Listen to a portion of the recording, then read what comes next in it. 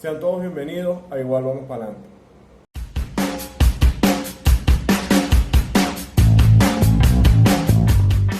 Quería agradecerles sobremanera la receptividad que tuvo el video anterior. En este programa me acompaña Dayana Gudiño, ella es abogada y me va a acompañar a desarrollar el tema el día D, que va a ser referente al día después de la pandemia o la situación que estamos viviendo. Muchísimas gracias por la invitación y muy buenas, sean todos bienvenidos a Igual Vamos para Adelante.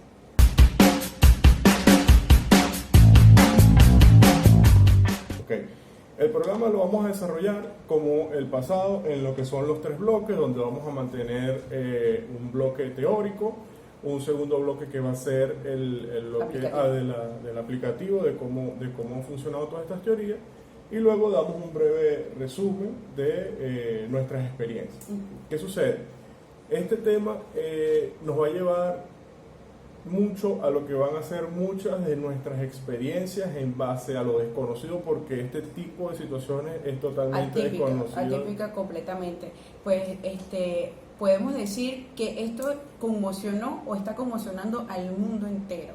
¿Por qué? Porque es algo que no se esperaba, no estábamos listos para este tipo de catástrofe, porque podemos decir que es un tipo de catástrofe, porque un confinamiento mundial nunca se había visto en el mundo, y hoy lo estamos viendo, hoy lo estamos viviendo y no sabemos cómo afrontarlo. Entonces, ¿qué queremos? Queremos que ustedes con nosotros vayamos de la mano de cómo podemos afrontar o cómo será ese día después de la pandemia. Perfecto. Entonces entramos a nuestro primer bloque, que va a ser el marco teórico.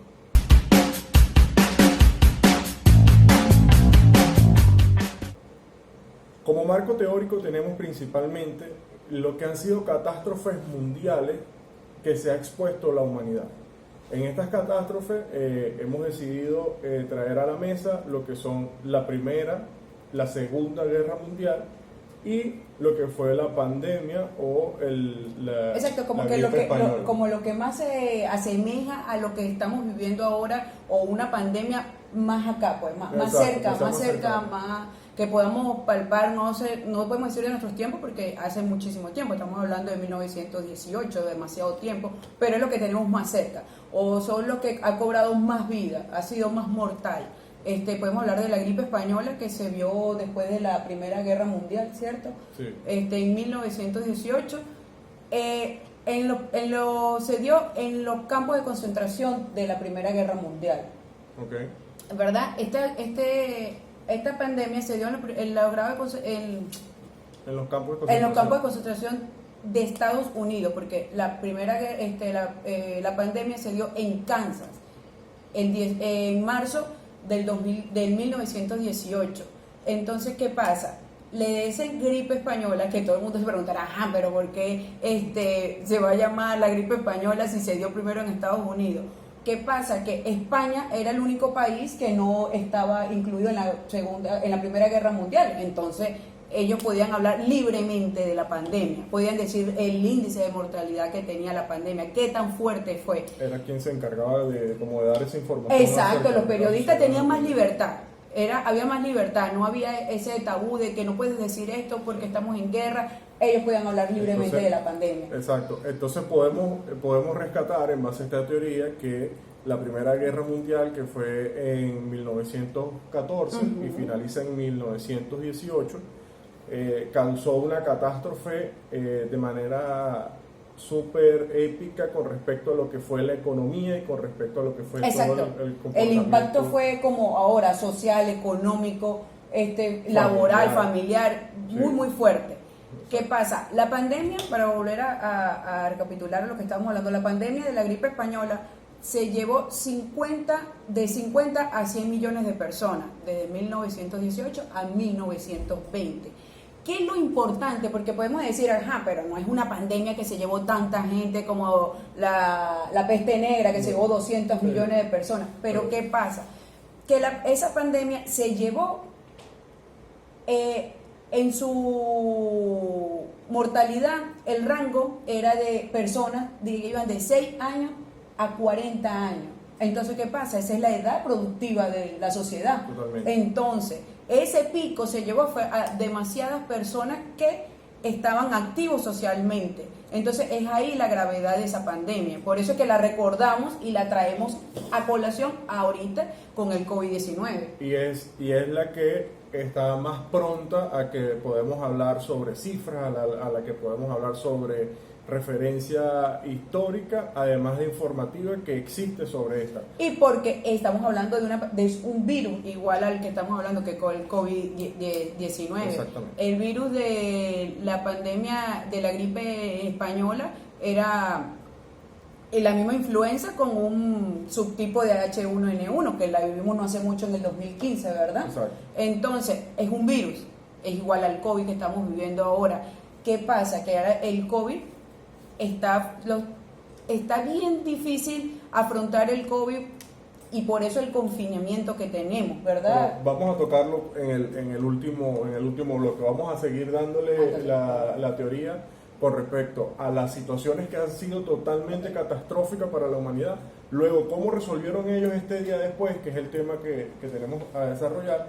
Y allí es donde vamos a dar todo lo que va a ser nuestra experiencia personal. Okay. Entonces, tenemos que, luego que finaliza la Primera Guerra Mundial, comienza la pandemia. Esto llevó una debacle totalmente, más que todo en la Europa occidental, que fue donde se dio toda esta situación.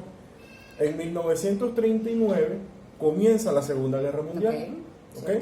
Esta tiene una duración hasta 1945, donde ahí sí es devastado totalmente Polonia, toda Europa occidental quedó en un punto donde era totalmente inhabitable de los enfrentamientos que hubieron entre la Unión Soviética, Estados Unidos, Inglaterra y Alemania, quien era la que estaba propiciando toda esta situación, ¿no?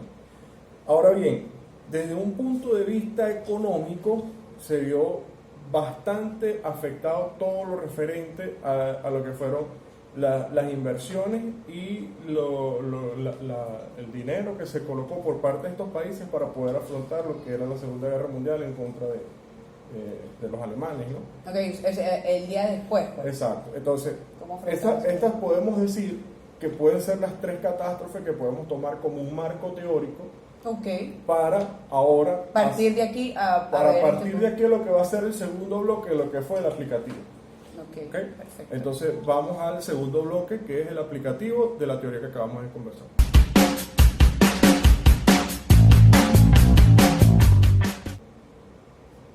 Okay. Tenemos que en 1945, y esa es la referencia que traigo porque es sobre la que tenemos muchísima más data y con la que podemos discutir y en algún punto poder debatir. ¿Qué sucede? En 1945, el gobierno de los Estados Unidos, al finalizar la Segunda Guerra Mundial, llama al Plan Marshall. ¿Okay? El Plan Marshall no fue sino más que una inversión que hace Estados Unidos de 14.000 millones de dólares de aquella época para totalmente la reconstrucción de toda Europa occidental. Cierto. ¿Okay?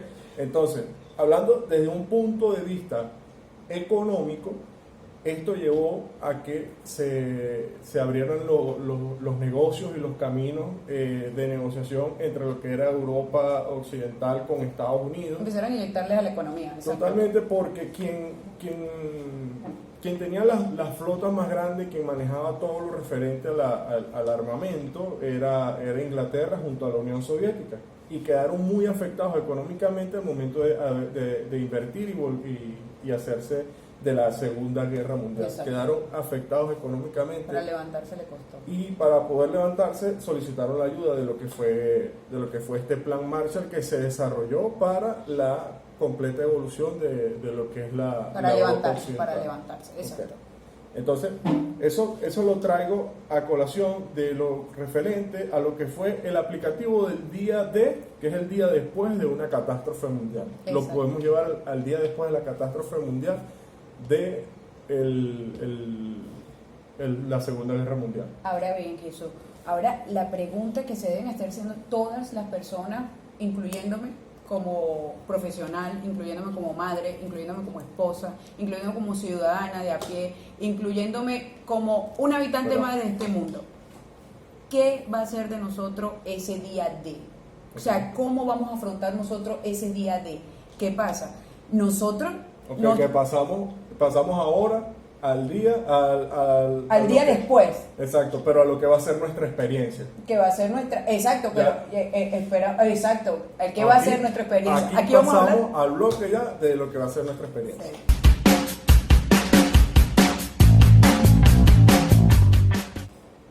¿Qué pasa? Nos vamos a preguntar, esto es conmocionante completamente. Nosotros debemos ser resilientes ahora, de ahora en adelante. Hay que haber bastante resiliencia. ¿Por qué? Porque nosotros nos debemos adaptar a las consecuencias. No es tanto lo que el COVID-19 está haciendo hoy, los estragos que está haciendo hoy en la humanidad, sino el que viene mañana, las consecuencias de todo esto. ¿Entiendes? Porque mientras que nosotros estamos guardaditos en la casa, unos pueden, otros no pueden, unos lo saben solventar mejor que otros, pero ¿qué pasa mañana?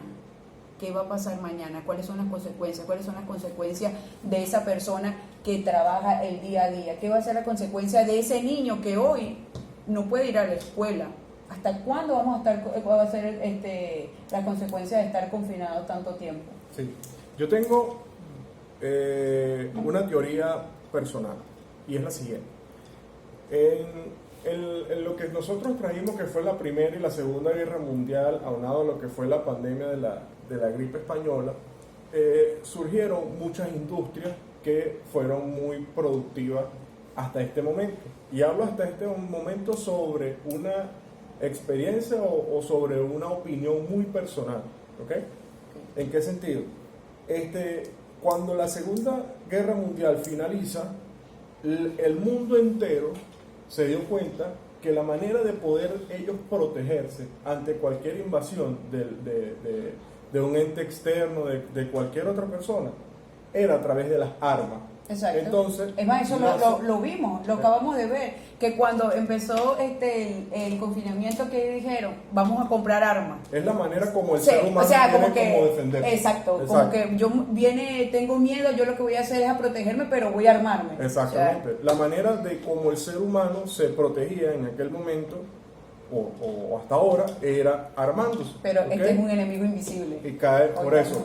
O sea, nace la industria del armamentismo, la industria bélica, que ha sido totalmente lucrativa para las potencias del mundo. No, para los hacedores de armas, porque se las venden a las potencias mundiales. Exacto, completamente. Entonces, pero ahora estamos viéndole la cara a otra persona completamente por eso, distinta. pero ya vamos para allá. Ahora, se creó la industria bélica. Se crea la industria de la aviación, porque es cuando ya Estados Unidos comienza a meter los aviones para atacar y vaina, vieron cómo se comportó esta situación, y es cuando entra la industria de la aviación también. ¿Okay? Entonces ya la aviación venía cobrando fuerza, pero era para un grupo elitesco muy selectivo. Muy selectivo, exacto. Y se dan cuenta en esos tiempos de que ya la aviación comercial era un negocio, de que esto podía llegar a algo, y totalmente se convirtió en otra industria. Entonces tenemos la industria bélica y la industria de la aviación, desde cualquier punto de vista que lo vean. Ahora, desde un punto de vista personal, por esta situación que estamos pasando, yo lo veo desde un punto de vista de negocio. La tecnología ahorita ha demostrado que es el camino que se está perfilando al crecimiento para el momento después que suceda todo esto. ¿Por qué hablo de la tecnología? Ha sido la que nos ha mantenido comunicados, ha sido la que nos ha mantenido distraídos, ha sido la que ha mantenido empresas abiertas. O sea, la industria de la tecnología es el futuro, ya no es el futuro, ya no decimos que la tecnología es el futuro del mundo, es el presente del mundo. Hablar, pero ¿qué pasa? Sí, estoy muy de acuerdo contigo que la tecnología es el presente, es el hoy del mundo, pero no se le puede escapar el factor humano. ¿Qué pasa? Que es ahí el problema que tenemos que afrontar hoy, que es que la mano que te va a ayudar, que no es tecnología, es el médico, es el personal sanitario. Ajá, ahí voy. Es el personal sanitario. Exactamente. Entonces, vamos a ser un poquito, vamos para el lado humanista, completamente humano. ¿Por qué? Porque es como le estoy diciendo, estoy hablando como madre, estoy hablando como esposa. Entonces, ¿qué te para darle un lado exacto, más humano. Exacto, totalmente diferente al donde lo llevo yo, que es al mundo de los negocios, al mundo del dinero. Exacto. Entonces, ¿qué es lo que te quiero decir? Que no estamos preveyendo. Tú estás viendo que los niños hoy están insumidos en una tablet, están sumidos en una computadora, están con un teléfono. No está mal, no creo que está mal, porque mis hijos lo hacen. Por eso está bien. ¿Pero qué? Pero hay que crearle ese lado humano que totalmente. Ayer no lo teníamos. Por eso hago hincapié sobre la tecnología. Exacto. Hacia allá está mutando todo lo que significa. Pero todo el personal sanitario no va a mutar a la tecnología. Ahí voy. Entonces, ¿qué pasa? Nosotros estamos en un déficit crítico. El mundo entero está en un déficit crítico de personal sanitario. Déjame atajarte ahí un momentito. Ahí quiero ir a mi segunda reflexión. Y la segunda reflexión es que sí veo que la industria de la tecnología va a ir en auge. Pero me preocupa más en la industria que va a funcionar como defensa ahora ante los países. ¿Por qué te lo digo? La industria que funcionaba como defensa, porque como lo quieras ver, esta pandemia en base a las dos teorías de conspiración o las dos teorías que existen. Exacto, como tú quieres decir que si es la gripe china, que si fue los chinos que la crearon en un laboratorio, la lanzaron, o si fue un virus que en realidad mutó y se convirtió en todo esto. Eso como quieras verlo, las potencias mundiales, los grupos extremistas y todas las personas que quieran causar algún tipo de daño a la humanidad se han dado cuenta de que un virus lo puede lograr. Hoy se dieron cuenta de que un virus lo puede lograr. Eso es lo que te quiero decir. Pero es que no es el virus en tal, porque el COVID, el peligro que tiene su propagación tan rápida, ¿verdad? Es que las naciones, los países, el mundo no tiene personal cómo afrontarlo. Por eso, ¿Qué pasa? Eso es lo que le está dando referencia a estos grupos extremistas, terroristas, a potencias que se quieran adueñar del mundo, de que no está preparado el mundo y es una herramienta para yo poder ¿Por qué, Jesús? ¿Por qué no estaba preparado el mundo? Mi punto de vista, no sé si ustedes también tienen el mismo. El mundo estaba preparado de defenderse de enemigos con armas. El mundo no estaba preparado a defenderse del enemigo con un personal sanitario. ¿Cómo es posible que en el mundo existan solo 18 millones de doctores, de médicos? Ahora, no han dado a eso 18 millones de médicos y la Organización Mundial de la Salud te dice que tienen que haber 3 médicos por cada 1000 habitantes. No te preocupes, eso es parte de la... Ajá. Cada 1000 habitantes deben haber 3 o 2 médicos. O sea, Italia, siendo un país que tiene por cada 1000 habitantes posee 4 médicos. ¿Cómo está Italia? Que otra cosa también que viene a colación al tema. Son 18 millones de médicos, sí, pero esos 18 millones de médicos, ¿qué edad tienen cada médico? El más joven podemos decir que tiene 30 años, ¿verdad? Okay. Pero el médico que está afrontándose, el médico italiano, el médico español que está afrontando la pandemia, posee más de 50 años. Tú no estás exponiendo a ese personal, no digamos el doctor nada más, estamos hablando de la enfermera, no estás exponiendo a esa persona a que se contamine y también muera. Entonces, ¿quién nos va a auxiliar el día de mañana? Es verdad, el mundo necesita tecnología, pero necesita humanos, necesitamos de que tu papá, tu mamá, agarres a tu hijo que es tan pequeño, vamos a decirle, necesitamos personal sanitario. Perfecto. Hoy necesitamos el personal sanitario para que mañana una pandemia la podamos sobrellevar, porque esto no va a ser el fin del mundo, este no es el apocalipsis, ¿verdad? Entonces, el día de mañana que haya otra pandemia, tengamos cómo poder afrontarla. Por eso lo traigo a la mesa y es donde digo, o sea, la próxima industria de la defensa de países vendrá a ser ¿cuál? Salud. La industria. Para mí debería ser salud. O sea, salud, el pueblo. La salud es muy importante. Educación, obviamente. Pero lo que estamos viendo ahorita es la completa falta tanto de personal humano como de infraestructura Obvio. para poder atender. Es lo que a te las estoy diciendo, personas porque que los países, Jesús, estaban pendientes de comprar o su línea era para afrontar cualquier desgracia, catástrofe, y eso lo demostró ahorita. Lo están demostrando. Está demostrado completamente ahorita de que la mayor inversión que han hecho todos los países a nivel mundial ha sido en armas y ha sido en estrategias bélicas para poder defenderse ante cualquier enemigo. Y esa inversión hoy ni siquiera ha servido como activo para poder cambiarlo por dinero, cambiarlo por respiradores, por cuestiones necesarias para que tu pueblo no se muera. Entonces, lo que yo quiero traer aquí es, y repito mucho, traer aquí para darle el enfoque hacia donde quiero ir. Y es que la industria que vamos a hacer que el yo día de considero, mañana, pues. sí, la industria que yo considero que va a surgir ahorita va a ser esa industria que se va a encargar sobre armas químicas, sobre armas biológicas, sobre armas que sean necesarias para defender a los países de estas pandemias o de estas crisis, porque muchos países, muchos jefes de Estado, muchas personas influyentes, importantes en el mundo, están viendo esta situación como un ataque directo. Totalmente. Lo están viendo como un ataque directo y no es descabellado decirlo porque llevaron al mundo entero a un confinamiento en el cual no tenemos ningún tipo de control.